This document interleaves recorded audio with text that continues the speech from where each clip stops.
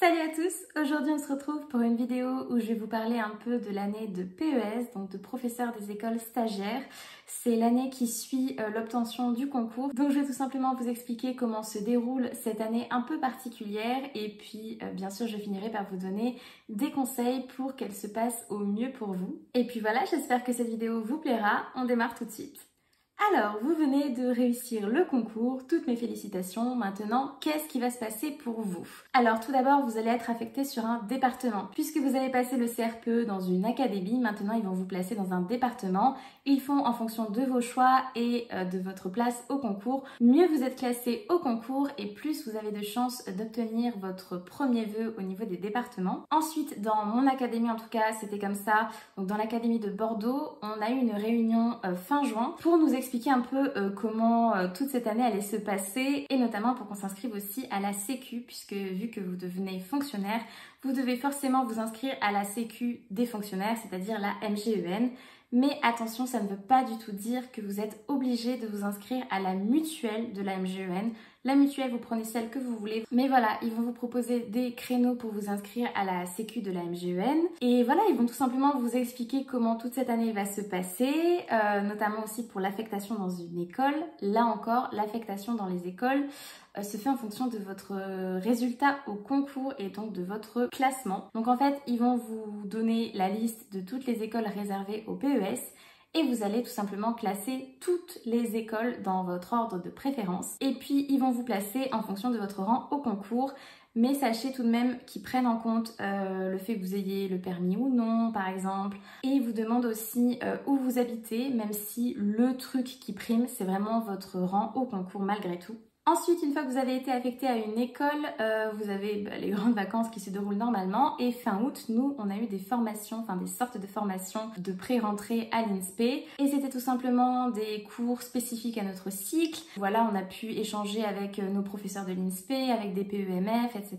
pour qu'ils nous aiguillent et qu'ils nous orientent un peu sur ce qu'il fallait préparer ou non, pour qu'on appréhende voilà, pas mal de choses en amont. Ensuite, il y a la pré-rentrée à l'école, donc qui se fait la veille de la rentrée des élèves, où là, voilà, c'est une réunion que vous avez avec votre directeur et tous vos collègues de l'école. Puis démarre cette année qui va être extrêmement stressante, je vous le dis d'avance, parce qu'en fait, vous allez être visité tout le temps, tout le temps, tout le temps, tout le temps.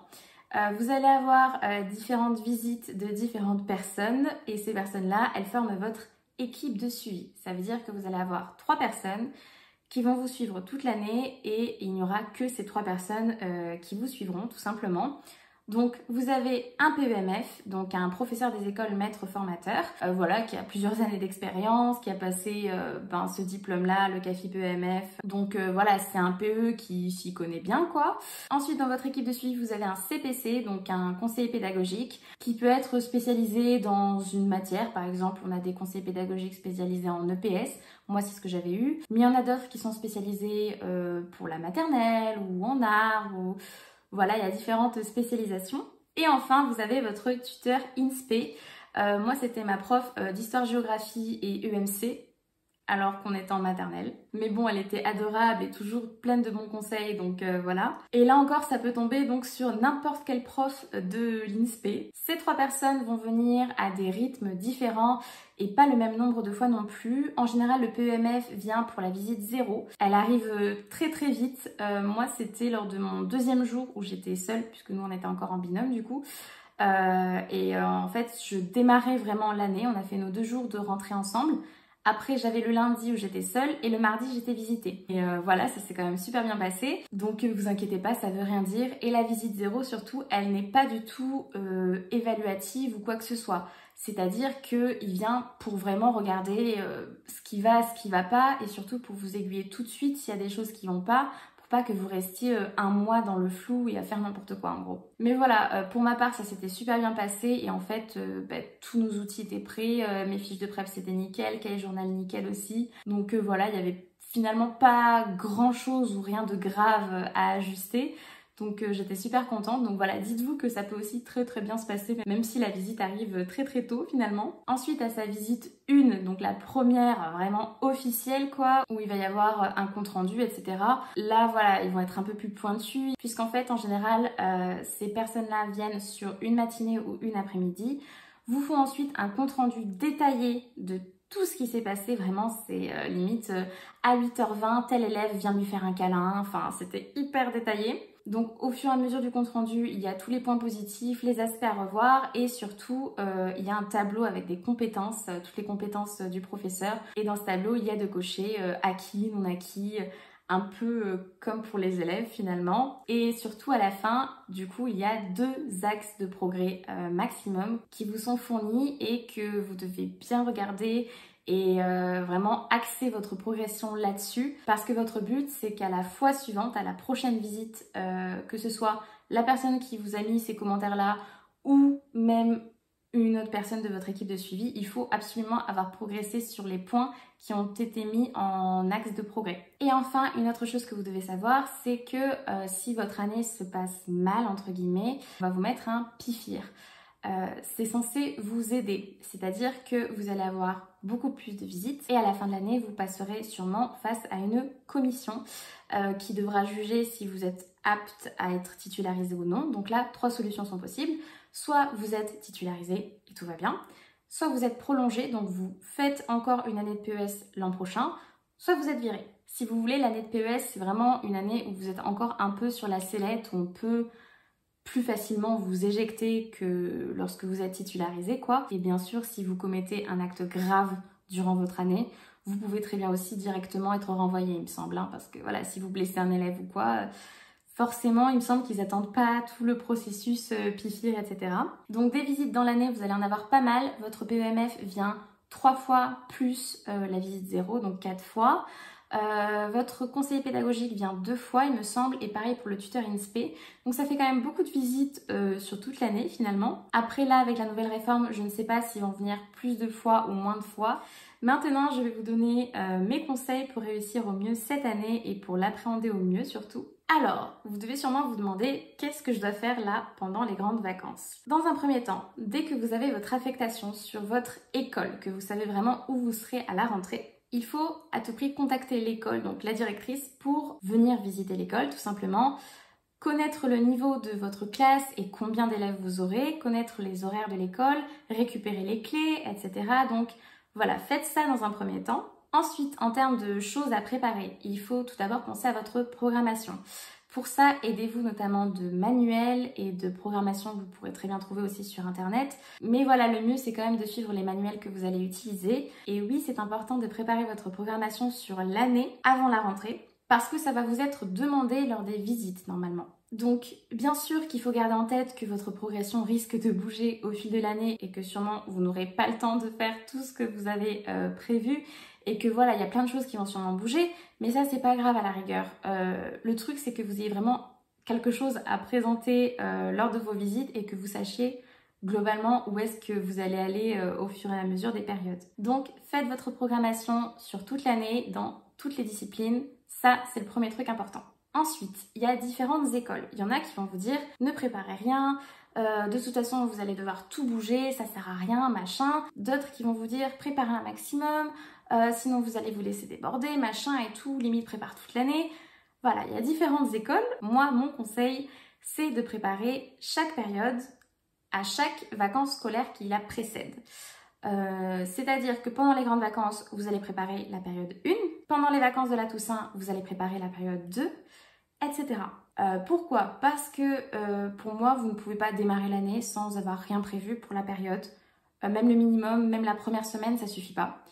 Honnêtement, il vaut mieux que vous prépariez, même si vous ne connaissez pas encore vos élèves et tout, il vaut mieux préparer la première période en entier. Peut-être pas forcément en détail avec le cahier journal, etc. Mais au moins vos emplois du temps avec votre progression de la période 1 pour que vous sachiez vraiment où vous allez globalement. Parce qu'en fait, vous allez vite voir que les semaines d'école sont éprouvante, vraiment, on est très fatigué parce que voilà, on débute et on a plein de choses à penser et donc pour éviter de vous rajouter une surcharge de travail à penser la progression, etc. pendant la période, moi je vous conseille vraiment de préparer à fond votre progression de la période avant la rentrée pour que vous sachiez globalement où vous allez et bien sûr s'il y a des choses qui changent, encore une fois, c'est pas dramatique, ça va pas non plus changer énormément de choses si vous faites ça assez bien, que vous suivez vos manuels, etc., il y a toujours moyen de rebondir et de ne pas trop s'éloigner de ce qu'on avait prévu à la base. Donc franchement, le mieux, c'est ça, de préparer chaque période à chaque vacances scolaires qui la précède. C'est franchement le truc qui vous permet de ne pas avoir la tête sous l'eau en pleine période scolaire. Et le souci, c'est que si vous êtes fatigué en plus, lors de vos visites, ils vont le ressentir et on n'est pas pareil quand on est fatigué. Franchement, quand on est face aux enfants, ils sont tellement énergivores que même si vous adorez votre métier, vous allez être quand même fatigué un minimum. Donc en plus, si vous rajoutez énormément de travail chez vous, que vous vous couchez à pas d'heure, etc., ça va être juste un enfer. Et surtout, même pour les enfants, c'est pas cool. Ensuite, dans les choses à préparer pendant les grandes vacances, encore une fois, faire tous ces affichages parce que vous allez arriver dans une classe, le plus souvent il n'y aura rien, et réfléchir aussi à la façon dont vous allez enseigner, donc comment vous allez gérer votre classe, comment vous allez gérer les comportements, les évaluations, etc., tout ce que vous allez mettre en place en fait dans votre classe. C'est à ce moment-là aussi que vous allez modifier la disposition des tables, faire le point sur le matériel que vous avez déjà dans votre classe et du coup faire le point sur ce qu'il faudra acheter. Et donc là, n'hésitez pas à passer des commandes avec votre école si les commandes n'ont pas encore été passées pour la rentrée. Mais si c'est trop tard, n'hésitez pas non plus à vous rendre en magasin en demandant bien une facture au nom de l'école pour vous faire rembourser. Et bien sûr pour ça, il faut demander en amont au directeur d'école quel budget vous disposez pour votre classe. Puisque je vous avoue que sur Instagram, je vois beaucoup de profs, même d'étudiantes en Master MEF, acheter énormément de choses, que ce soit à Action, à Noz, etc. pour la classe, pour l'école. Mais en fait, non. Il faut éviter ça au maximum parce que si vous ne vous faites pas rembourser par l'école, vous allez vite vous rendre compte que votre budget à vous personnel, il va en prendre une claque et c'est vraiment pas le but. Puisque aussi il faut prendre en compte que certaines choses peuvent être cassées par les élèves, je pense notamment aux livres. Voilà, ça peut très facilement être abîmé par vos élèves, donc ça sert à rien d'y mettre des 100 et des 1000 de votre poche. Encore plus quand on est PES, qu'on n'est pas encore sûr d'être titularisé et tout, vous voyez ce que je veux dire? Alors là, c'est vraiment un avis très personnel, mais pour moi, si vous n'avez pas votre classe définitive, ça sert à rien d'acheter des choses avec votre budget parce que vous pouvez très bien changer de niveau l'année d'après, passer de la maternelle au CM2. Vous pouvez très bien, lors de l'année de PES, ne pas forcément aimer le métier de PE et donc vouloir changer, vous réorienter. Donc certes, après, vous pouvez toujours revendre votre matériel, etc. Mais je trouve ça un peu dommage de ne pas garder ses sous les premières années. Voilà, je pense qu'il faut tout d'abord penser à soi avant de penser aux élèves. C'est très bien de vouloir acheter beaucoup de matériel, etc. Mais pour moi, ça se fait vraiment beaucoup plus tard. Ensuite, vous allez devoir choisir vos manuels pour l'année scolaire. Vous devrez au moins vous aider, ne serait-ce que pour avoir une progression dans chaque discipline. Et pour ça, il faut bien les choisir parce qu'après, ce sera compliqué de changer de manuel en cours de route. Donc, je vous conseille vraiment des manuels clés en main. Parce que c'est le plus pratique. Franchement, vous allez voir que vous n'aurez pas le temps de faire grand chose cette année, donc il faut aller à l'essentiel, au plus rapide et au plus efficace. Pour la maternelle, je vous conseille par exemple les Access, donc vers les maths, vers l'écriture, vers la phono, etc. Bien sûr, il y a des choses toujours à plastifier, etc. Mais c'est quand même ultra bien fichu parce que vous avez toutes les séquences qui sont hyper détaillées, tout le matériel dont vous avez besoin est détaillé également. Vous avez les évaluations avec et tout, enfin c'est vraiment top, top, top.